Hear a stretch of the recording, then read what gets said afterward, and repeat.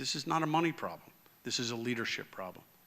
This is a problem where we need change, where we got to try other alternatives to see if they work. And you know what? They may work, they may not work. But the problem I have with the naysayers is, if you don't like this idea, give us another idea. And it doesn't even have to be necessarily an OSA plan. And I said to the speaker this past Sunday afternoon when we had a conversation, I said, Speaker, if you would allow public schools to turn over their operations to charter operators and change what's going on inside these public schools, that'd be the fastest way to give kids an alternative opportunity. Because I thought for a moment it might be an issue of separation of church and state that I've heard from some Democrats who are opposed.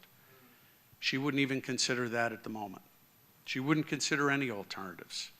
As a result of the health care and pension dispute which happened, she felt she was not in a position to post a bill like this. And at the end of our conclusion, and I'll include my remarks by saying this, I said, Speaker, if somebody like you who represents an urban area is not going to step up and present an alternative, and if you don't care for OSA, I'd love to hear what your other ideas are. But if you're not going to do it, how am I going to affect that? How is Steve Sweeney going to affect it? Lou Greenwald, a bunch of suburbanites. I mean, I would think the very people here that need this kind of immediate help and assistance, the leadership of their communities would stand up. And that, to me, is the most troubling part of everything we're discussing and the dilemma we face today.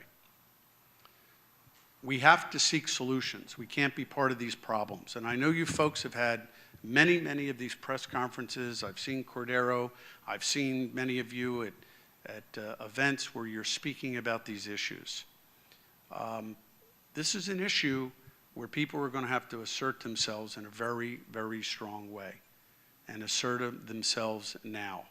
I can't think of any other thing in my lifetime that I've seen where the effects of this are so dramatic, and the very people that you would think that would be proponents of alternatives in education are actually opposed to it. It's mind-boggling. But I want to conclude on this, and I want to emphasize this one more time. If this was going on in Cherry Hill or Haddonfield or any other community, it literally would not happen. And we have to stand up and make sure this is going to change. I'm not very optimistic between now and June 30th that this bill is going to be posted. I don't think it is. And I think what's going to happen in the interim is we have to propose plans and effect change that is going to give these kids an opportunity. And we can't wait a year or 2 or 3 years. Otherwise, we're going to see the same thing in a newspaper in a morning with a young child, another young child getting shot and effectively losing their life. It's just not acceptable and not something we should tolerate.